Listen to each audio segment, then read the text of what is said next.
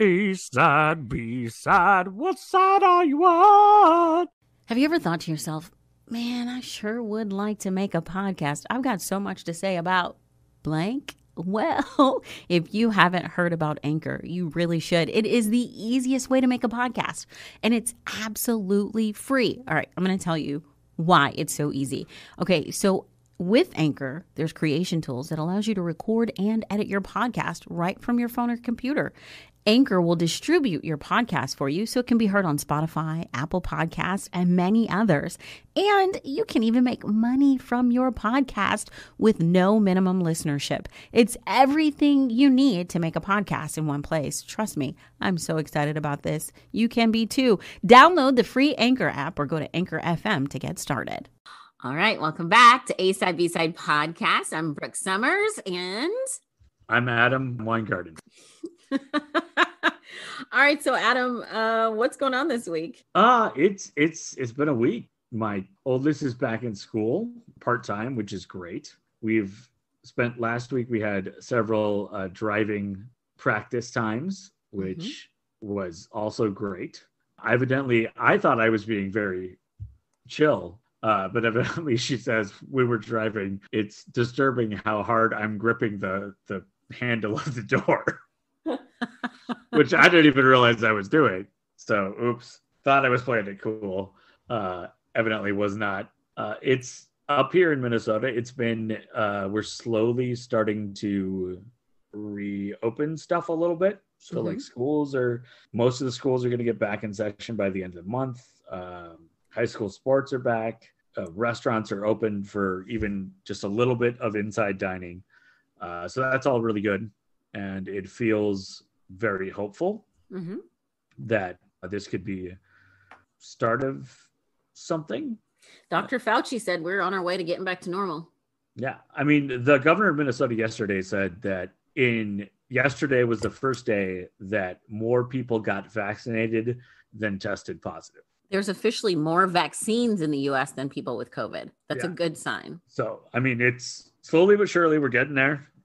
So I'm trying to moderate my excitement, but as somebody who works in the restaurant industry, this is pretty great. And someone who does announcing for high school sports, also super great, and whose other job used to be working in a tap room for a brewery, super good. So all of those things would be really great. And the fourth job I used to have was working at public sporting events. So if all of those things came back, I'd be really happy. And so would all the people I owe money to.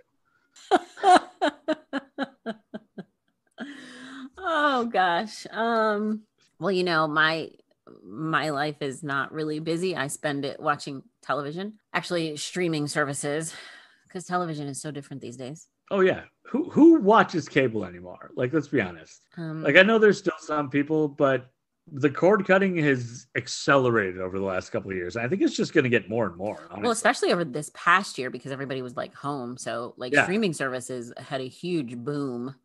Like Disney Plus, who they were hoping to have like 80 million subscribers by 2024, and they have 95.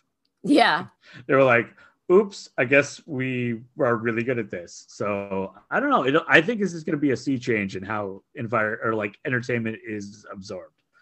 I have to say that the streamer, and I know Netflix is still technically number one, but I think the one that's killing the game is HBO Max.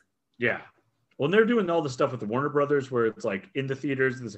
Like I'm kind of sad because I love going to the movies. And I feel like that's like, it's not really going to be a thing. Like, it'll be a thing for very specific movies, but I'm not going to be able to go. Like right now, I can't, like, even though the movie theater is back open, I usually work in the evening. So I could sometimes catch a matinee before I went to work previously. Now I cannot. Like, they are not doing like 11 a.m. movies. I think daytime matinees at the movie theaters, at the least, are probably gone for good. No, maybe weekends. Right. But like I work, my weekend is Monday, Tuesday. Yeah. You know, so that was great. I go on a Monday at 11 a.m. and have the whole theater to myself and just like sit in 37 different chairs, try them all out. Like I was like the Three Bears. this one's too soft, this one's too hard, this one's just right. And it would be great. But I don't think that's going to happen again. Well, like I was saying, HBO killing the game. Netflix, meh, even though they're going up in price. I did find out something very interesting, though. Apparently Hulu, which is another one I really like because they have all the TV shows. And then, of course, they have like Handmaid's Tale and Harlots, which is awesome. Apparently there is no Hulu aside from like the US. I know it's not in the UK. I don't know if it's anywhere like other places, but I know it's not. They don't have Hulu in the UK. What? Isn't that crazy? I mean, I know so a couple years ago when like Star Trek Discovery came out, and then this last year when Star Trek Picard came out, in England, it was on like Netflix in England or Hulu. And it was like, I think it was Netflix in England, but here it was on CBS Access. CBS All Access, yeah. So it's really interesting. And this is a thing that I think people who have watched series and movies haven't had to deal with, but people who like overseas sports have had to deal with for years. Because I have followed soccer I have a favorite soccer team in England, a favorite soccer team in Germany. I have a favorite soccer team in India now, Kabbalah Blasters. They are amazing. We lost today. I really feel like we probably should have put more people forward, but it's fine. We were up 1-0 and then we lost 2-1. It's a question of whether it's not a sports podcast, Adam. It could be. But like I literally have a team in every league, and that's because I can follow them at different times of the day. But I have to like have all the different streaming services. In order to follow my English team, I have to have NBC Peacock and their Sports Plus package, plus ESPN Plus. To follow my German team, I have to have ESPN Plus. To follow my Indian team, I have to have ESPN Plus, but then also sometimes just follow a dodgy stream that's coming out of Croatia that hopefully isn't giving spyware to my computer. And then if my English team falls down to the championship, then I have to go find other dodgy streams. It's very confusing. And then BN Sports, which is fighting with RN Sports, which are two different Middle Eastern sports networks. It's just very hard. So I think that's what we're all going to find with shows soon. This week on HBO Max, we talked about the theaters because we got sidetracked. So HBO Max and Warner Brothers have a deal where they release their movies not only in theaters, but also for 1 month on HBO Max. And the new Denzel Washington, Rami Malek, Jared Leto movie, Little Things, The Little Things came out. And it was very okay. Okay, because I feel like sometimes I wonder when you put this many really talented. Notice what I said. It was very okay. Right. And that's what I was kind of afraid of, because it reminds me of like the movie Heat, which had Pacino and De Niro in it for the first time, and also Val Kilmer and all these other people. And it was a really good movie, but like the two main guys were only in one scene together. So they basically acted in two different movies, because they never actually really interacted. This movie seems like it puts all three of them in a room. It does. And I will say Jared Leto gives an amazing performance. He's really good at playing like an oddball, weirdo, creeper character. He's really good at that. I feel like he might also just be oddball, weirdo, creeper. Maybe, but he's really good at the character. Denzel is Denzel. I mean, no matter what he does, he's going to be Denzel. And I feel like he was just like, yeah, sure, I'll do a movie, whatever, I'm bored.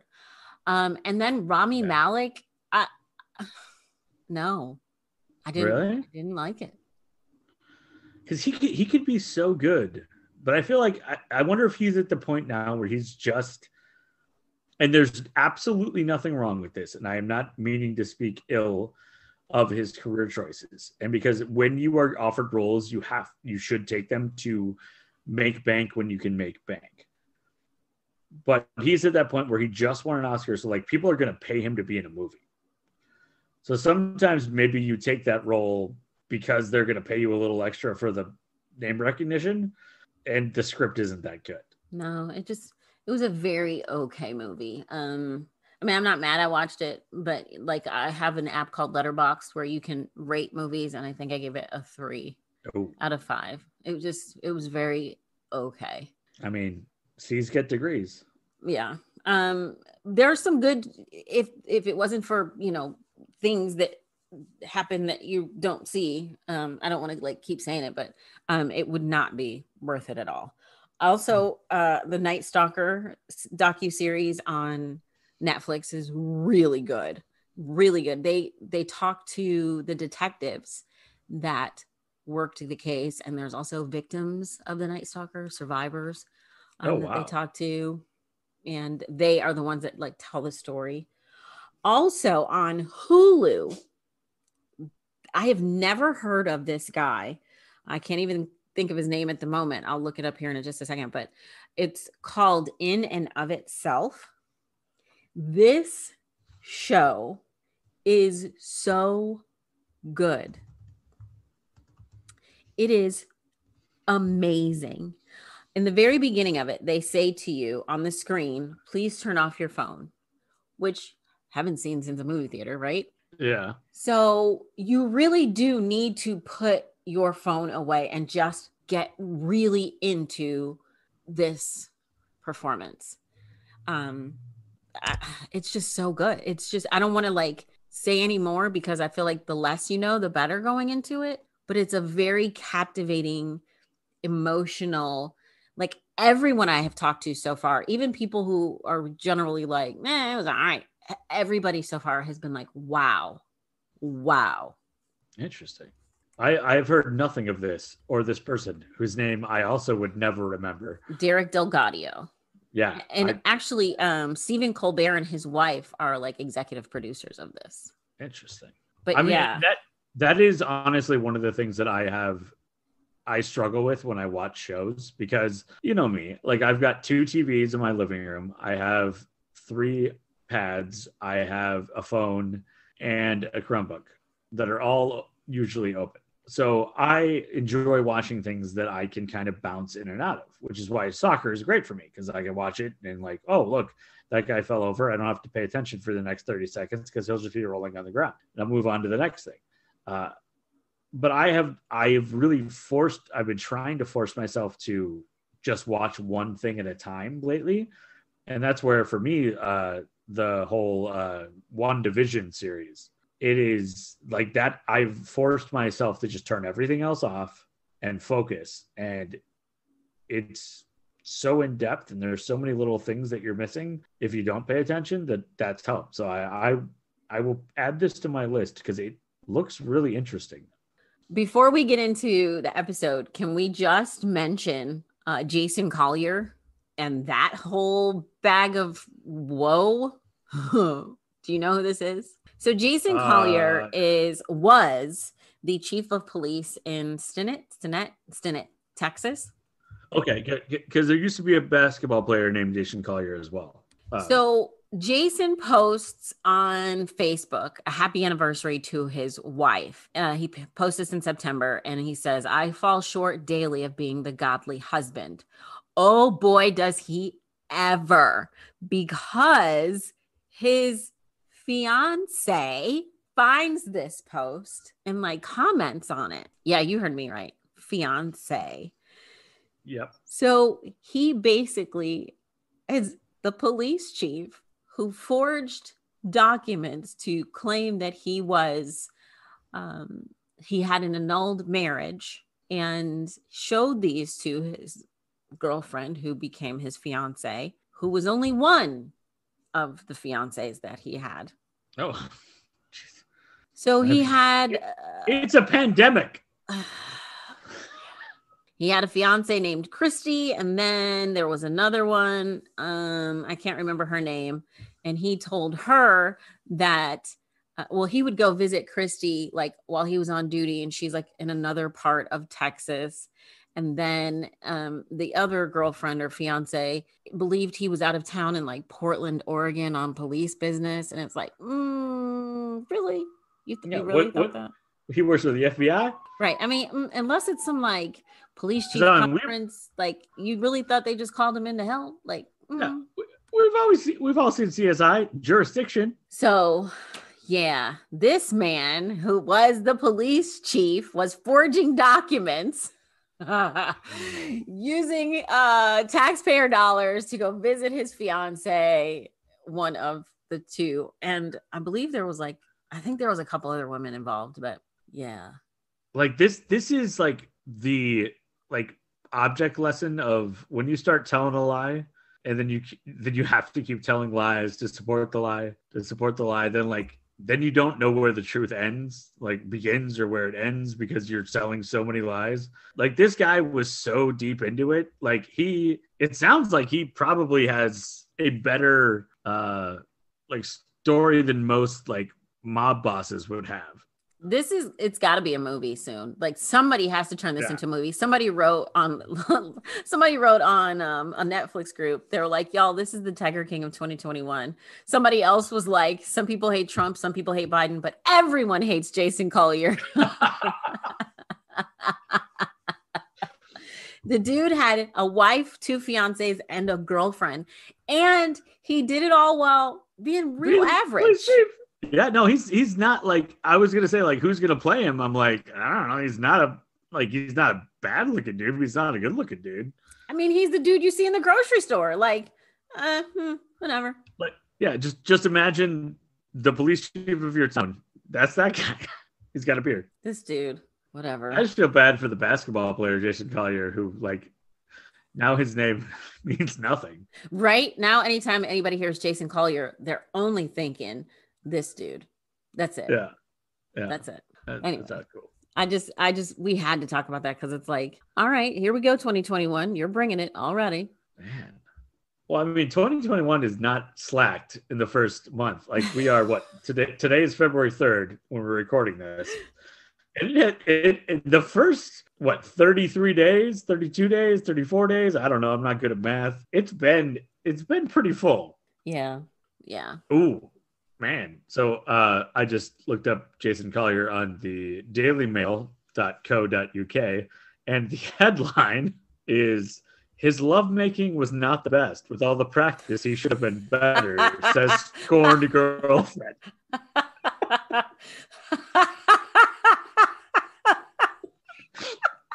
I mean, honestly, British tabloids make the best headlines. Like I don't even need to read the rest of this article because that's the best thing I'm gonna get for it. He should have been better with all the practice.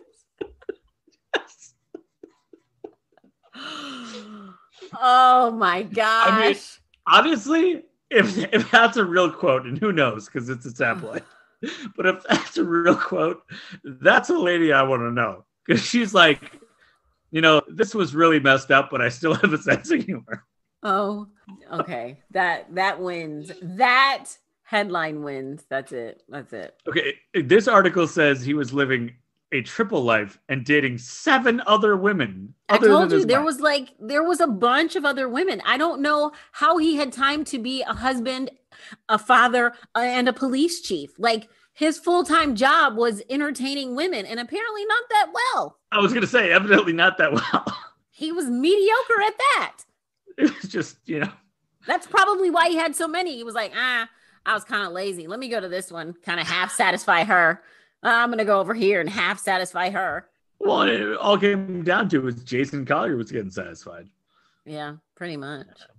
But that's what I don't understand, because, like, these girlfriends, like at least the 2 fiancés that I've seen, they're attractive. It's like, how did you get this dude? He's not quite a foot, but he's not like, maybe he's like a potato. Okay. So he's not quite a foot?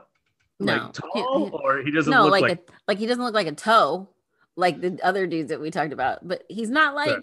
I mean, he's a 3.5. Come on. That's generous. I mean, he looks just like random white dude who might be a cop. He's got a beard. He's got a dad figure. He probably doesn't brush as much as he should. His eyes aren't horrible. His eyebrows are not a mess, so that's fine. Ugh. I've seen better in Home Depot. Like, please, no one assume that I know what eyebrows not a mess means. Eyebrows definitely not on fleek. But I mean, like, there's people like a guy in uniform. It's why I go pretend to be a security guard sometimes. So. It's never worked out, but I'm saying there's always a chance. Oh, all right. Okay, I just had to get that out because, like, this dude, like I said, it's not No, like it's Brad Pitt. That was like a mini B-side. It really was. This is not like Brad Pitt. This is not Johnny Depp. This is not Matthew McConaughey looking level, dude. This is like Neighbor Dude. yeah. Like he likes a good IPA and probably has never done a crunch. Ever. Like, I don't know how he passes the police. I think we should do this as a preview and do this as an episode later. We could do an entire hour on this dude. They have his Tinder profile captured on here. Jason, 41, looking for friendship and then more from there. Not looking for a hookup, sincere conversation. Building trust and relationship first. Looking forward to hearing from you. Oink, oink. Nice. He's 6'3". That helps. God, stupid tall dudes. Anyway. All right. So Ladies this week. love tall men. There's nothing wrong with that. He's what? Ladies love tall men. There's nothing wrong with that. I mean, yeah, but I'm just going to be jealous. All right, so this week you start first, and then I'll be wrapping up that massive what did we call it last week? You said it should have been a mini series. Yeah, it should have been a mini series. I'm still kind of surprised it's not an actual like movie. Like it feels like absolute Johnny Depp, like Francis Ford Coppola, Leonardo DiCaprio. Like one of them would have been like, hey, this is going to win me an Oscar if I do like this whole, like it's not that far off. Like it's very similar to The Irishman. Spoiler, there is, but we'll get into that later. It should have been bigger. It definitely should have been bigger. Okay. All right. So you're kicking things off first. Yeah. So now that we've talked about a bunch of death, let's talk about something that's not death. Which is the A side, which is usually something about media. And this week, I actually had a really serendipitous moment. So I've been watching WandaVision and looking into all of the theories and stuff behind it and all of that, and went back to when they first announced WandaVision. I was watching the announcement at the Disney Insider. It was the investors meeting. They previewed all the new stuff coming to Disney Plus. And I had not heard about this. This happened in like mid-December. And mid-December was weird. And it's Christmas. And I totally missed it. I heard about a lot of the Marvel shows that were coming. I heard about a lot of the Star Wars shows that were coming and some of the Disney stuff. I did not maybe I heard about it, but I don't know if it really landed. That there is a new series coming for Disney Plus under the Lucasfilm banner, which has nothing to do with Star Wars.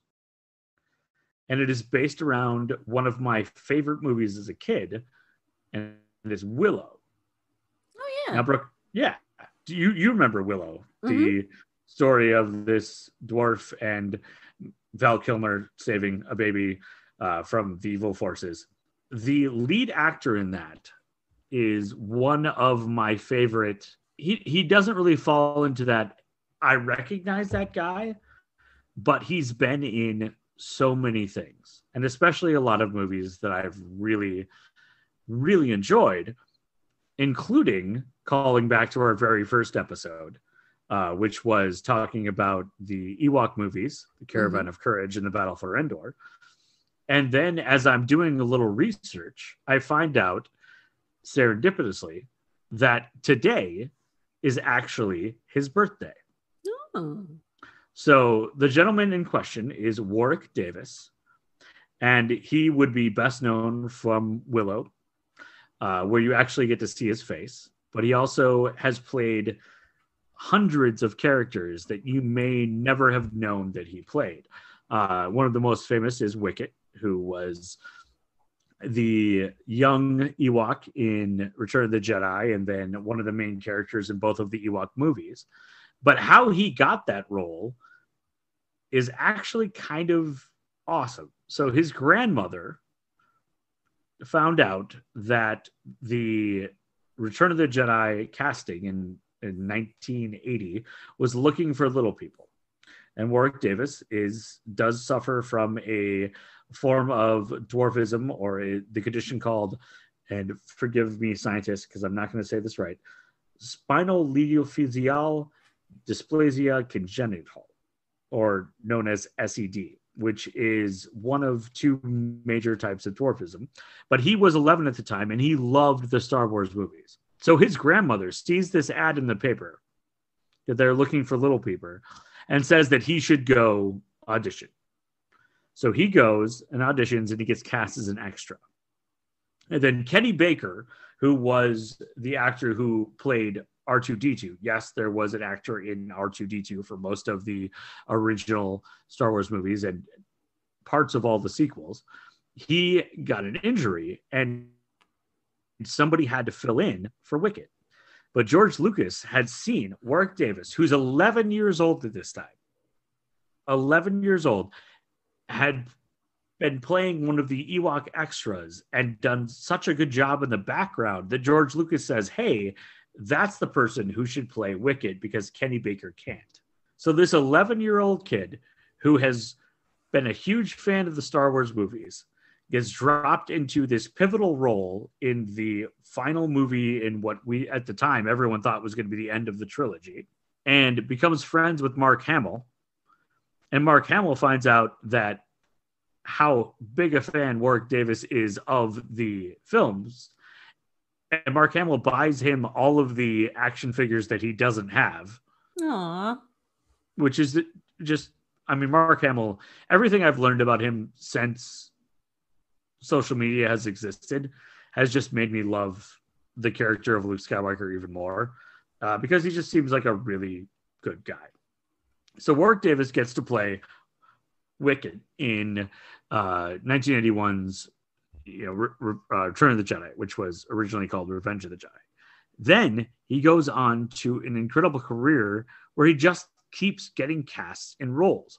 So I don't know if you remember these movies. I feel like Brooke, you would, because I'm not cool with scary movies, but I think you have a little bit more of a stronger stomach than I do.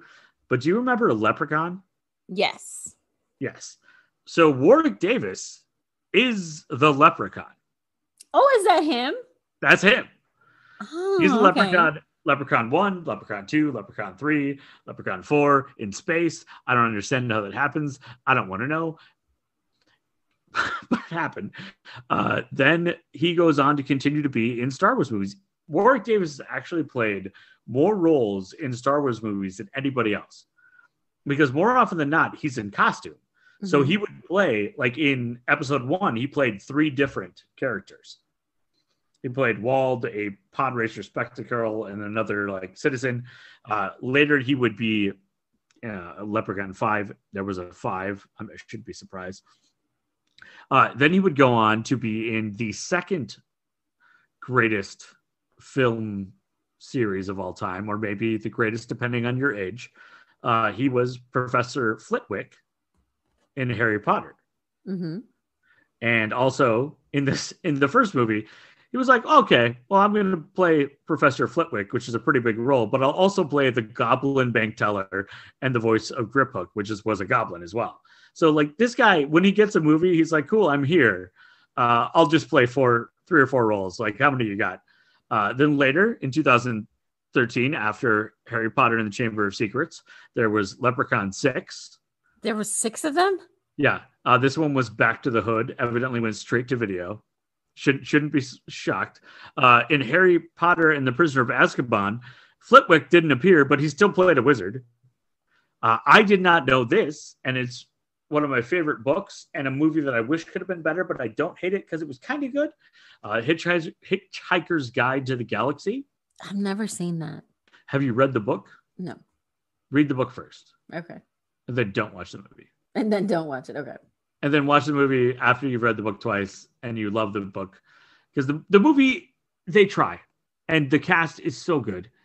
You've got Mos Def and Zooey Deschanel, and Alan Rickman is the voice of Marvin, and Sam Rockwell plays the president of the universe. And like, it has a lot of good things that should work, but it doesn't. However, I did not realize that Marvin, who, when you see him, is this little robot that's walking around the ship, but it's voiced by Alan Rickman. Is sort of he's a depressed robot, which is perfect for Alan Rickman's voice. Mm-hmm. But all of the movements are Warwick Davis. He's playing the character. He's not doing the lines, but he's playing the character. Okay. Then he was in Harry Potter and the Goblet of Fire, Flitwick again. He was on Extras, playing himself with Daniel Radcliffe in an episode. And if you've never watched Extras, it is a British TV series about trying to be an actor. It is a brilliant sort of like depressing. It definitely has like an Office, Parks and Rec vibe to it. Mm-hmm. Ricky Gervais is in it as well.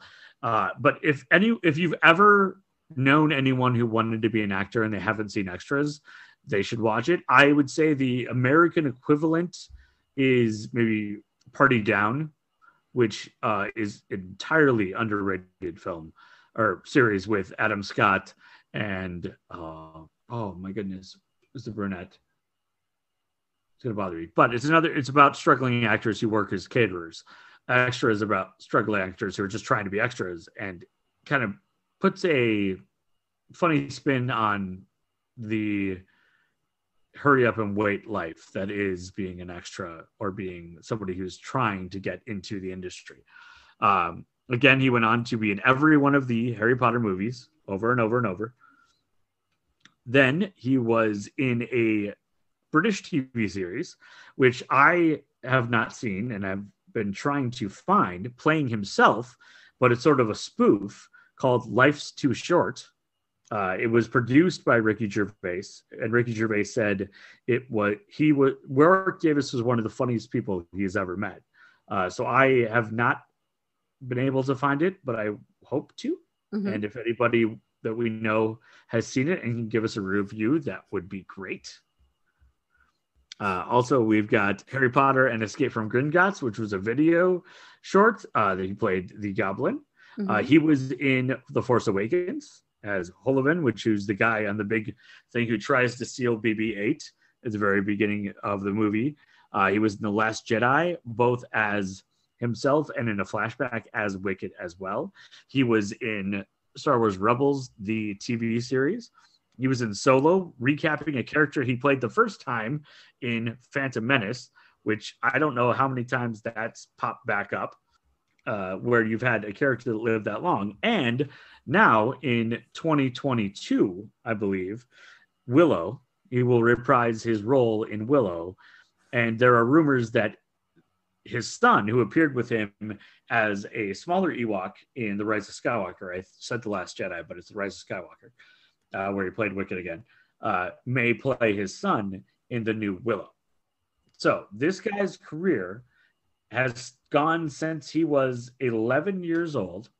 So he has been acting in movies that I have loved for my entire life. And he has been exceptional.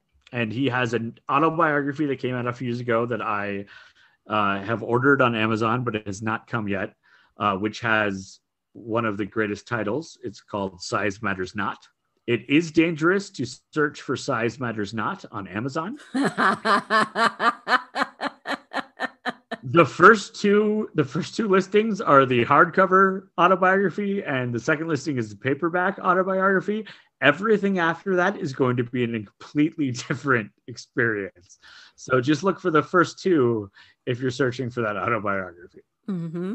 Mm-hmm. So my A-side this week is dedicated to Warwick Davis, who today turns 51 and who has been in movies my entire life that I sincerely appreciate. And I cannot wait for Willow to come out.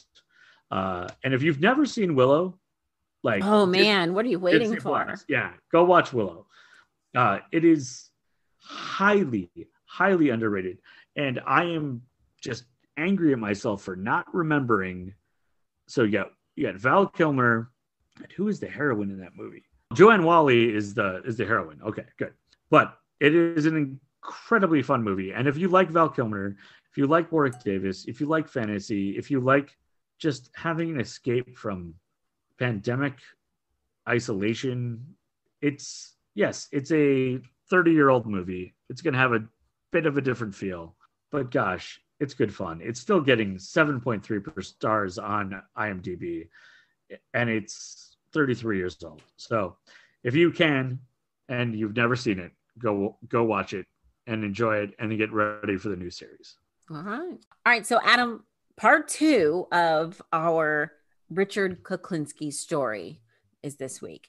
So of course, last week we talked about his wife, Linda, the first wife, the wife, Barbara. We talked about some of his greatest hits, if you will, Roy DeMeo, Robert Pronge, George Malaband, Paul Hoffman, and Gary Smith. Like 2 of those guys were like cohorts too, right? Yes. Okay. So Roy DeMeo was someone he worked for.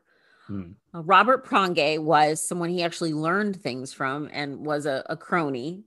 But this guy is just not to be trusted. George Malaband is somebody he did business with, but George kind of threatened his family, which you don't do. No. And then Paul Hoffman and Gary Smith, along with someone else we're about to talk about, well, they were part of his, remember the Roses gang? It's all coming up roses. Yeah. Whatever. I mean, so, as far as gangs go, it's not a bad tagline. It's all coming up roses, just like the ones on your grave. Yeah. I mean, it's creepily thought out, really. So the phrase that I keep getting wrong, that I get wrong every time I try to say it, I did find out what it is again. Proper phrase, the proper English phrase, like butter wouldn't melt. So cold. He's so cold-blooded, basically. Like butter wouldn't melt in his mouth. Okay. So that's this dude. That's the phrase. Like every time I refer to it, I'm like, what's that phrase that our friend Ella in the UK said? That's it.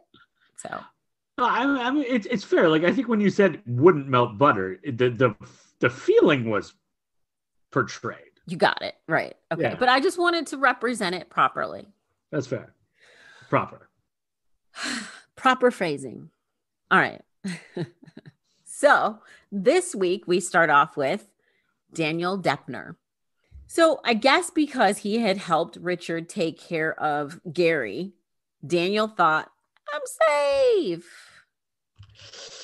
Have we learned nothing, Gary? I mean, I'm not victim blaming, but kind of, because Gary wasn't like a good guy. So, I feel like we can blame Gary. Right. Or excuse me, Daniel. So after Gary's murder, Richard put Daniel in an apartment in Bergenfield, New Jersey. The apartment belonged to the fiance of his daughter, Merrick. The fiance's name was Rich Peterson.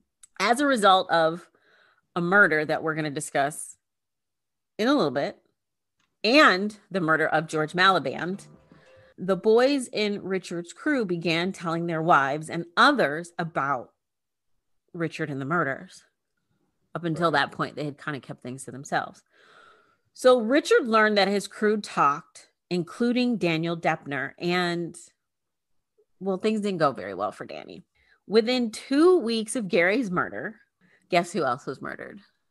Yeah, Daniel Deppner.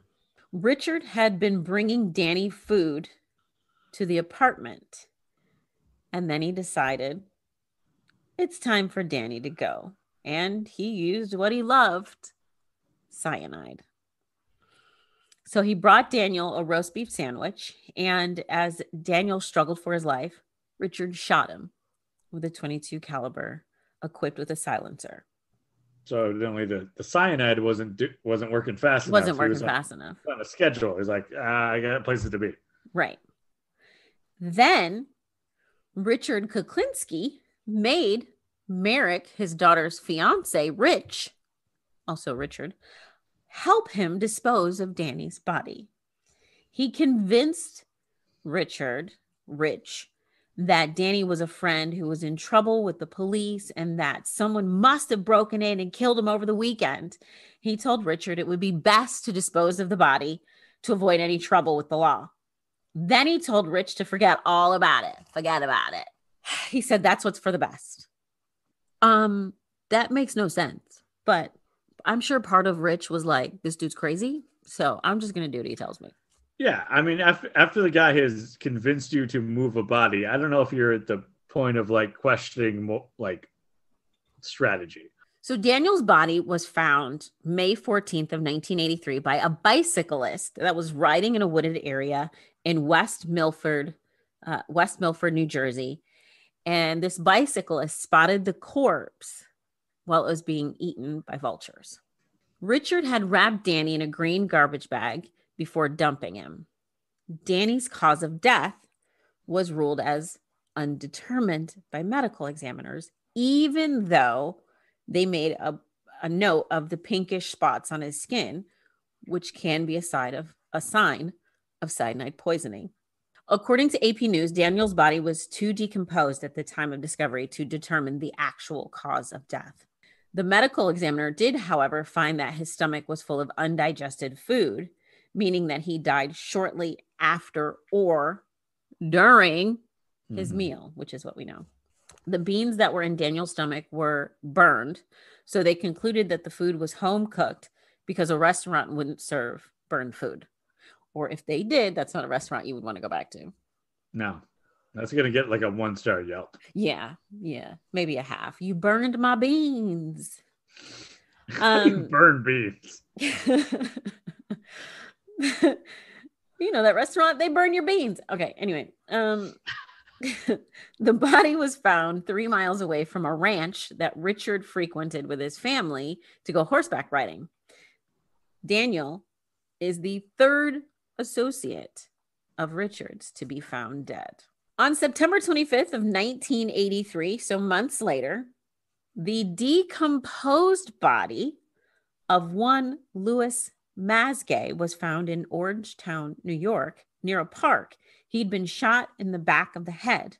Louis was last seen July 1st of 1981, so 2 years prior. Damn. He was supposed to meet Richard at the store. You remember we talked about the store last week, the big warehouse with all the stuff in it? Mm-hmm. So he was supposed to meet Richard at the store that day to purchase a large amount of blank VHS tapes. Because remember, Richard also had that tape running ring. You know, he was copying tapes and bootlegging videos. So Louis was supposed to meet Richard to buy these blank VHS tapes for $10,000. Richard calmly walked into the bathroom while Louis was on the stall and without a word, shot him twice in the head. Damn. While he was handling his business. That's not how you want to go. No, I mean, I don't really have a preference, but that's not it. I have such a horrible joke. I'm not going to do it. Oh, do it. Come on. Talk about a shitty situation. Yeah. Sorry, Mom. I'm so sorry, Mom, but I couldn't help it. No, that we got to keep that. That's good. I like that. Okay. Oh, goodness. All right. So Richard puts Louis into a large black plastic lawn bag before taking $39,000 out of his vehicle and splitting it with another associate, Phil Solomini. So then Richard places Louis. $39,000? Like, you have to split that. You can't carry that yourself. I mean, Richard's a big dude. Dang. I don't know. Maybe it's 100, but still, that's a lot of bills. That's a lot of bills. So Richard places Louis in his van and he takes him out to the warehouse and placed him in a freezer. Richard's plan was that by freezing the body, it would conceal the time of death. This was an idea. Remember, we talked about this previously, an idea that he got from Robert Prongai, because you're like, oh, the CSI thing. Right. Yeah.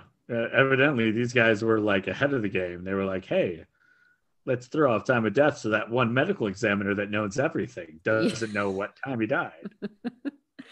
So months later, when placing the body out to be discovered, he did not allow the appropriate thawing time, which I don't know what the appropriate thawing time for a body is. I know what it is for like a turkey, but I don't know for a human. I think it's just got to be by weight. And then you got to pick the right defrost level on the microwave. Maybe so. So the body was still wrapped in plastic bags, which meant it was insulated and still partially frozen when it was discovered. Yeah, you can't put stuff in the fridge or you can't put stuff in the microwave in plastic. I've learned that. The medical examiner found the medical examiner found ice crystals inside the body while the temperature outside was warm. If the body had thawed completely, it may never have been connected to Richard. So Richard, not the bright, like he's extremely like horrific when it comes to the crimes, but not very bright when it comes to thinking about, because you remember his first victim, who was it? When we were talking about, I think it was Paul. Yeah, and he uses like the same poison every time. So, and like, it wasn't it wasn't going into effect fast enough. So then he strangles him, which it would have never have been discovered if he hadn't strangled him, because the cyanide would have been like natural causes or whatever. I mean, come on, like, people have some patience. Yeah, like if you have a plan to plan and follow through. Follow through. If you had been patient and used the defrost setting properly, the body would have thawed out and you wouldn't have been discovered. And not to say we're encouraging any of these things, but we're also just like, come on, people. Like, you dumb. Like, you go to the grocery store, you say what you're going to buy. You buy that stuff. You don't buy other stuff. You don't get distracted. This is what's happening. It's a good thing. It's a good thing. Gum. This is buying the gum at the checkout you don't need. This is a good thing that he's distracted. Anyway, so like I said, if the body had thawed completely, it probably never would have been connected to Richard. Detectives also realized that Lewis was wearing the exact clothing that his wife and son said he had on the day that he went missing. The freezing of Louis Masgay is what led authorities to nickname Richard the Iceman. See, that was an episode and a half before we got to that payoff. The MCU stuff right there. You're just making us wait. So here's where things take a turn for Richard, because Pat Kane walks on the scene. I can just imagine this dude, like, what was the redhead dude on CSI, and he'd like whip off his glasses and always have like the quirky one-liners. You know what I'm talking about? Yeah. He was on NYPD Blue. Yeah, he was a big deal for a while. David something or other. He showed his butt on NYPD Blue and his big deal. David Crosby? Nope. He was in a. That's Crosby, Stills and Nash. Yeah, no, that's that's not David Cassidy. Nope, that's another singer. Hold on, because it was always CSI Miami. He'd be like, looks like this guy who like evidently had been strung up. Like he's not. He like take off his glasses and say, looks like he's been iced, or something like that. You know, David Caruso. Yeah. So I can just imagine like a David Caruso type just whipping off his sunglasses and just saying some really witty one-liner. And then the Who is like, wow! Like, won't get fooled again with play. So Pat was an Air Force veteran whose brother had convinced him to become a state trooper. And then he became a detective and Richard's worst nightmare. Nice. There's the sunglass whip off. Your worst nightmare. So Pat was unshakable once he set his sights on something, which is a good sign in a detective. Yeah, that's what they say in the detective books. He was like a dog, like sinking his teeth into like a good steak and just not letting it go. He just was all over it. So Pat's boss, old red, when he gets a scent, he's gonna hunt you down. So Pat's boss put him on the case of a string of burglars with the help of an informant, an unnamed member of Richard's crew who had gotten caught and was looking to make a deal. So with this informant's help, Pat was able to connect Richard to the robbery gang, the Roses, and he began building a case against him. So Barbara Deppner, Daniel's ex-wife, went to the police with more details about Richard's death and his connection, about Richard and his connection to Gary's death. And that was proven it was verified with a call to another police department. So this led to a connection to the additional deaths of George Maliband, Daniel Deppner, Paul Hoffman, and Louis Masgay. In each of those cases, Richard was the last known person to see them alive. In 1985, the New Jersey Criminal Justice Department created a task force composed of federal, state, and local law enforcement agencies, including the New Jersey Attorney General and the ATF, which is the Bureau of Alcohol, Tobacco, and Firearms. And this task force was dedicated to catching, arresting, and convicting Richard Kuklinski. The task force was named Operation Iceman, and its case was based mostly on the testimony of undercover ATF agent, Special Agent Dominic Polifrone, and the case evidence built by Pat Kane. In 1985, Dominic Polifrone and Pat Kane began working with Phil Salamone, who was Percy House's brother-in-law, Percy we talked about in the last episode, and a longtime friend of Richard, to get Dominic close to Richard. Dominic posed as a connected guy named Dominic Provenzano. Not only did he have a fake license, but fake warrants, just in case they looked into him. So I like how Dominic posed as someone named Dominic. I mean, it's easy to remember. They were like, we don't trust you to know your fake name, so we'll just give you the same name. So first, he purchased a silenced handgun from Richard. Then Richard asked Dominic about supplying him with cyanide. He had some rats he wanted to get rid of, is what he said. Dominic uses cyanide way too much. That's his favorite method. I know, it's too much. Like, diversify, man. Dominic claimed he wanted to have him take out a wealthy Jewish associate in a cocaine deal robbery, and he was going to get a recording of Richard giving specific details about how he would do it. Cyanide was preferable. He was going to have he liked the mist. He liked having people inhale the cyanide mist.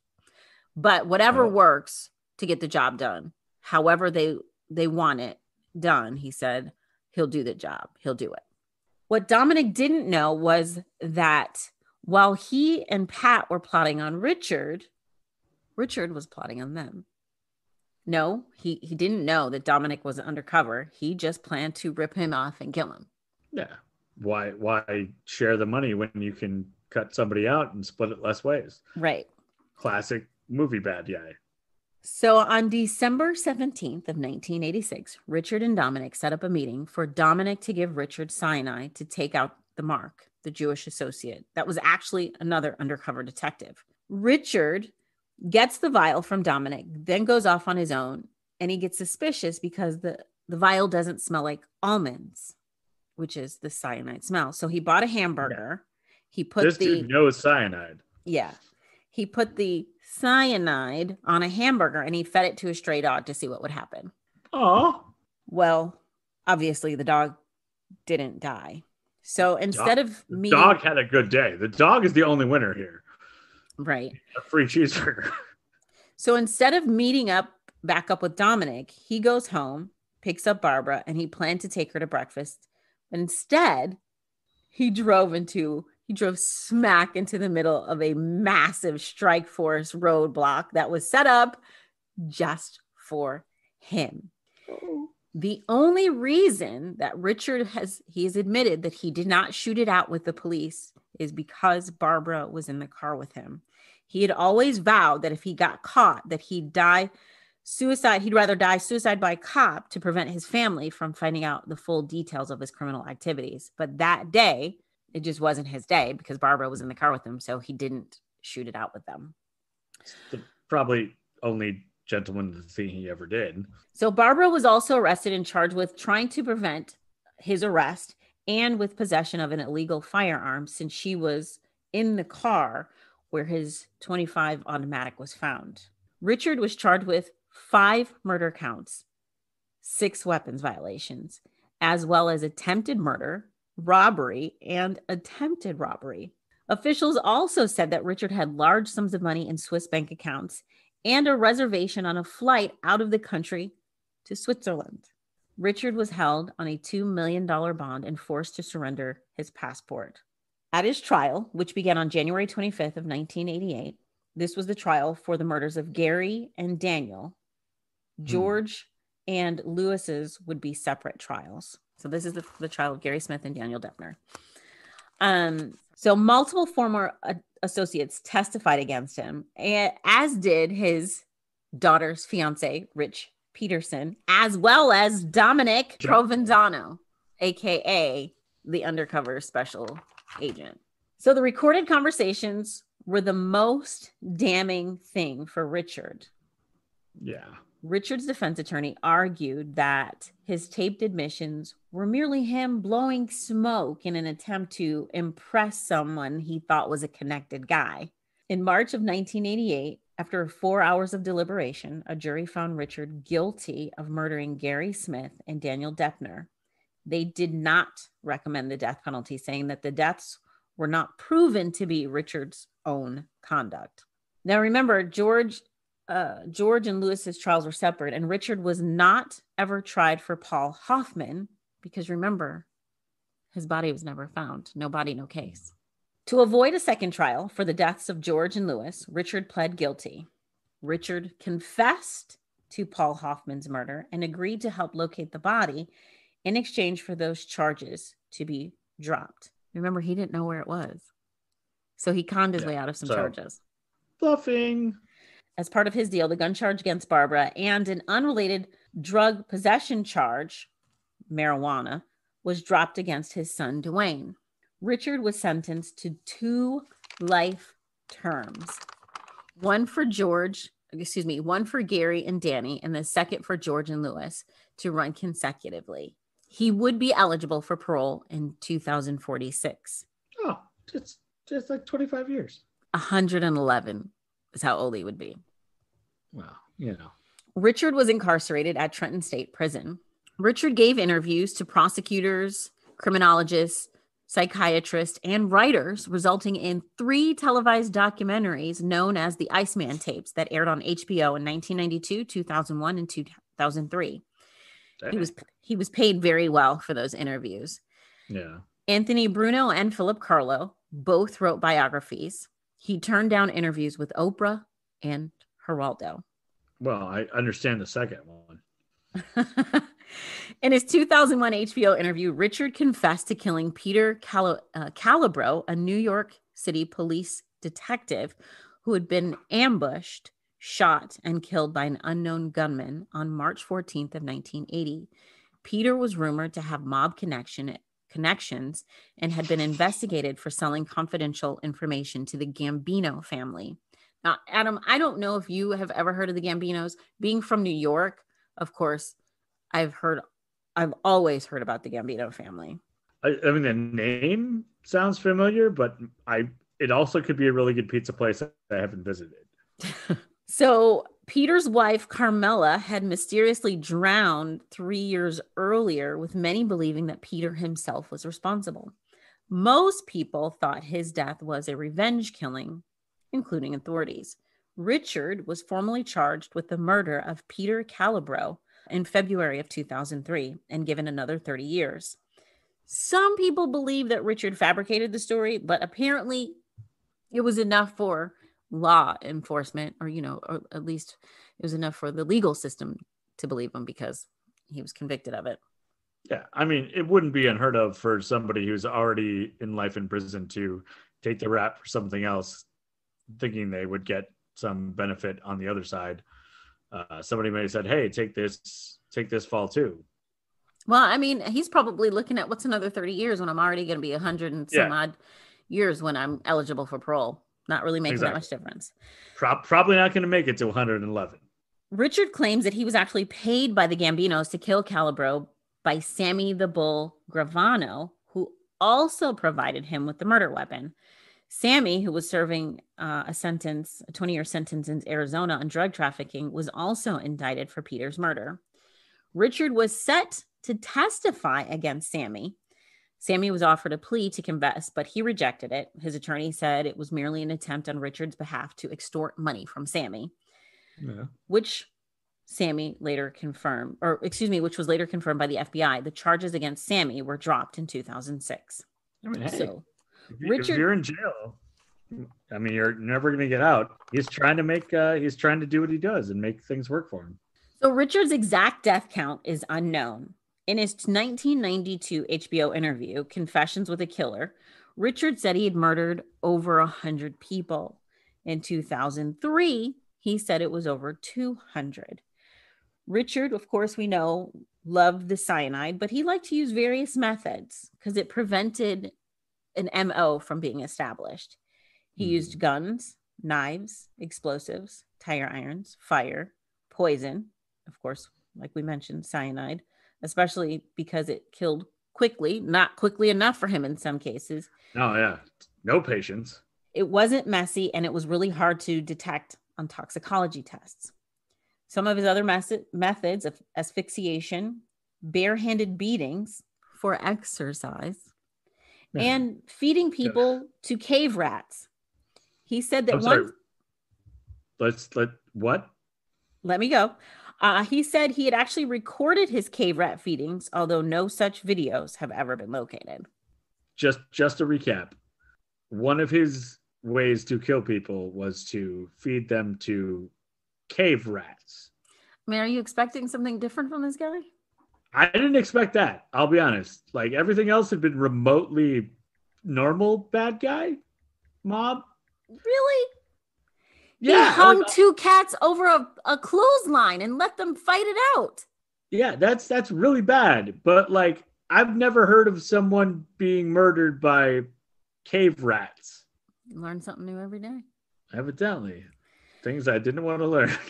So when it came to cyanide, he had varied methods, from putting it on food, as we know, aerosol spray, which we've talked about, or spilling it, just randomly, accidentally spilling it on the victim's skin. Richard claims to have killed motorists who annoyed him, a hitchhiker who had given him the finger, a New Jersey policeman he burned in his car. We talked about that one. Mm-hmm. In Hawaii, in Honolulu, he said he threw a man off a balcony. He blew up a man who owed him money with a hand grenade. He castrated and tortured a rapist in Miami and threw him to the sharks. Richard was also fond of what he called the tree. He would tie a rope around someone's neck and then throw them over his shoulder, holding them until they died. Richard is not a little dude. Richard is well over 6 feet, a couple hundred pounds. So Richard was the tree. Right. He claims to have even watched cartoons for creative ideas on murder. Damn. So like Tom and Jerry were like his inspiration. Yep. Yeah. Did he ever paint a fake tunnel and watch a guy run into it? Probably not, but who knows with him. Yeah. So in 1991, Richard actually talked about a murder that he regretted. He said it was a man, and he was begging and pleading and praying, I guess. And he was saying, please, God, and all over the place. So I told him he could have a half an hour to pray to God. And if God could come down and change the circumstances, I'd let him go. Damn. But God never showed up, and he never changed the circumstances. And that was that. It wasn't too nice. That's one thing I shouldn't have done. I shouldn't have done it that way. Yeah. You destroyed that man's faith, then you killed him. There's a ton of mafia-related claims that Richard made that we're not getting into because I'm not going there. I don't need anybody after me. But a lot of those claims have been disputed. Richard even claims to have been involved in the deaths of Jimmy Hoffa. All of those claims have been investigated and are unsubstantiated. Fair. Like, again, a guy is in jail for the rest of his life. He's going to, like, create his story. In 2005, October, after nearly 18 years in prison, Richard was diagnosed with Kawasaki's disease, which is an inflammation of the blood vessels that usually affects children under the age of 5 and mirrors the symptoms of mercury poisoning. He was transferred to a secure wing at St. Francis Medical Center in Trenton, New Jersey. Richard asked doctors to revive him if he developed cardiopulmonary arrest or, had a heart attack. But Barbara, who was now his ex-wife, she divorced him in 1993, citing money reasons. She did visit him yearly in prison, though. She signed a do not resuscitate order. A week before his death, the hospital called Barbara to ask if she wanted to rescind the order. She said no and hung up. I don't blame her. No. Richard died on March 5th of 2006 at the age of 70. At the request of his family, renowned forensic pathologist Michael Baden reviewed his autopsy report. If you've ever watched any old school crime show at all, you know exactly who Dr. Michael Baden is, and he's the best. Baden confirmed that Richard died of cardiac arrest and had been suffering with heart disease and phlebitis, which is inflammation of a vein. It's widely believed that he was actually poisoned after revealing mob secrets in all of his interviews, and due to the fact that he was set to testify against Sammy the Bull Gravano. Before his death, he told his family that he thought that he was in fact being poisoned. In 2012, the film The Iceman, loosely based on Anthony Bruno's book The Iceman, the true story of the cold-blooded killer, was released, starring Michael Shannon as Richard, Winona Ryder as Barbara, she was named Deborah in the film, Ray Liotta as Roy DeMeo, Stephen Dorff as Joey, Richard's younger brother, and Chris Evans, my husband, as Robert Mr. Softy Prongay. He was Mr. Freezy in the film. Another film set to star Mickey Rourke was in the works around the same time, but it never panned out. Richard is featured in music, the song The Iceman from the 2003 album Murder Metal by Macabre, and the song Lyrical Hitman by Royce the 5'9", featuring Marv Won, is inspired by Richard. The song is about rappers murdering their opponents, similar to how the Iceman murdered his victims. Now, when this all first started, do you remember I said that this came about because of a wrestler? Yes. So I'm an old school wrestling fan. Like, I grew up with it. We watched it on Sundays with my grandfather. On the holidays, we would all pile up in his room and watch the pay-per-views. So I'm a huge wrestling fan from back in the day. So I was super intrigued about this story. In a podcast interview with Dale Earnhardt Jr., Steve Austin discussed how he ended up with the moniker Stone Cold and how it was inspired by Richard Kuklinski. Wow. He said as a heel, or the bad guy, his job was to be hated.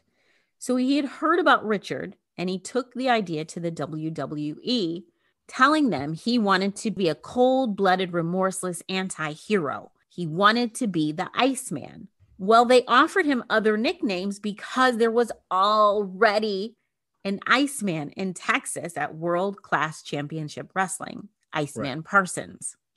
So Steve said they sent him 3 pages of suggestions or of names with suggestions, including Fang McFrost, Otto Von Ruthless, and Ice Dagger. He was not impressed. Not impressed at all. Okay. No one's impressed. Yeah. Fang McFrost? Can you imagine if he had come out with the name Fang McFrost?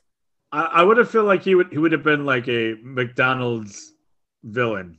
There's no way. Ronald McDonald is trying to bring you the Shamrock Shake, but Fang McFrost is here to stop you. There's no way Fang McFrost is shotgunning beers walking down to the ring. There's no way. There's no way Fang McFrost is putting a boot up your candy, whatever. You're right. Anyway, needless to say, Steve didn't like any of those, and he was super frustrated. And his wife at the time was from the UK, and she had brought him a cup of tea while he was looking over these names. I love imagining Stone Cold Steve Austin drinking a proper cuppa. Proper cuppa. Having a cup of tea, yes. In his like leather a cuppa. vest. Yeah. So she told him, she said, don't worry about it. Drink your tea before it gets stone cold. And then she said, that's it. That's your name, Stone Cold Steve Austin. It's a good name. Whose story or name was inspired by Iceman, Richard Kuklinski. I would never have guessed that. I was on like Bret the Hitman Hart, or like I was trying, but yeah, I was way off. But imagine that. If I had known that someone had said, hey, did you know that Stone Cold's name was inspired by a hitman? But I didn't know any more than that.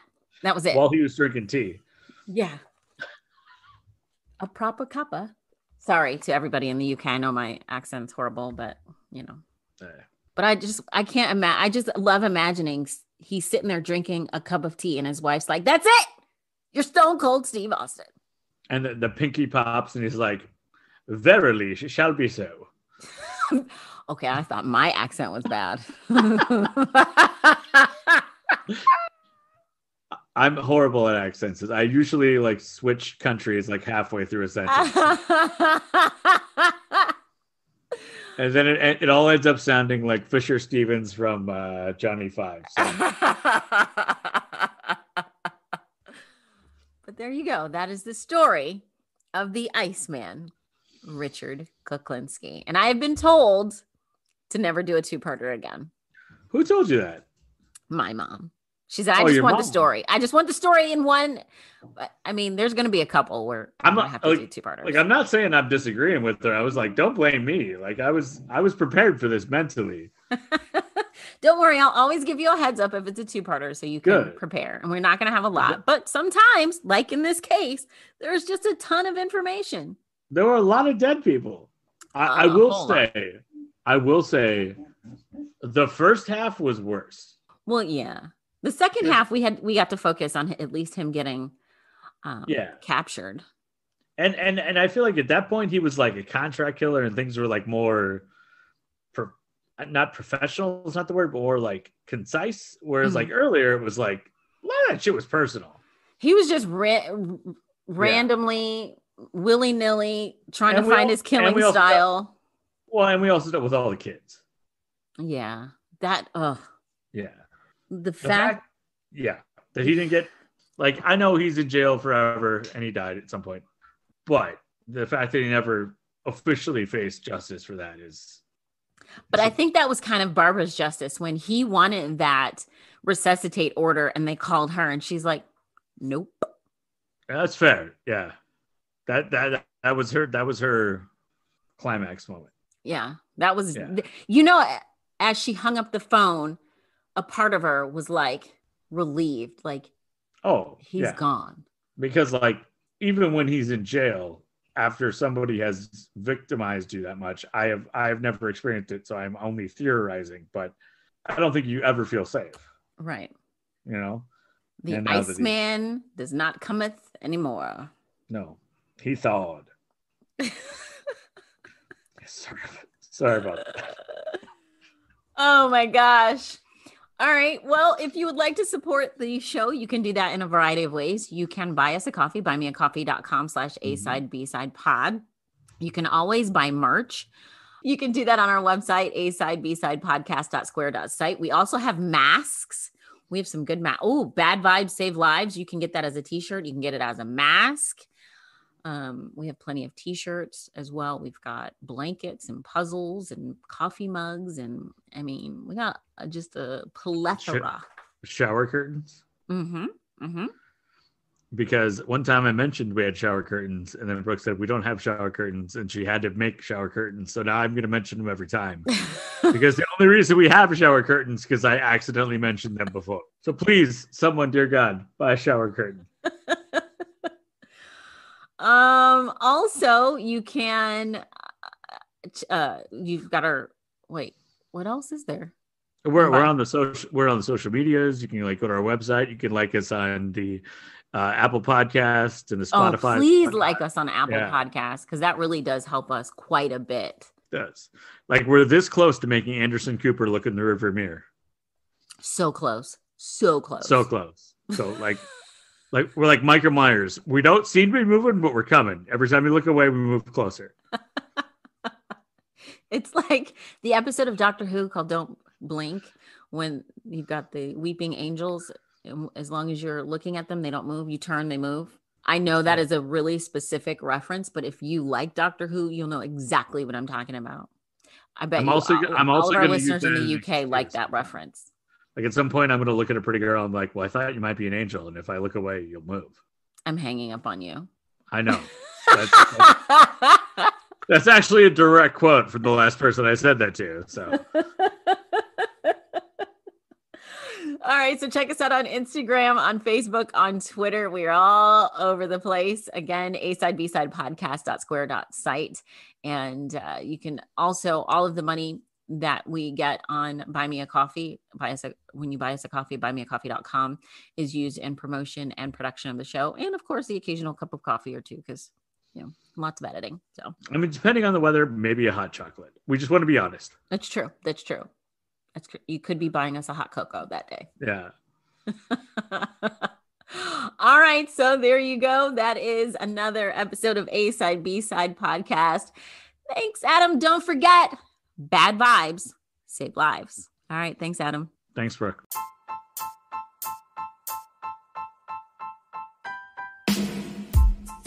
This is Kevin Armstrong, your host for Movie Battle. Each episode, we take 2 films and put a superfan of each against one another to decide which one is best. The only rule we have is that you come correct. If you're interested in being a guest on Movie Battle, please check us out on Facebook, Instagram, or Twitter.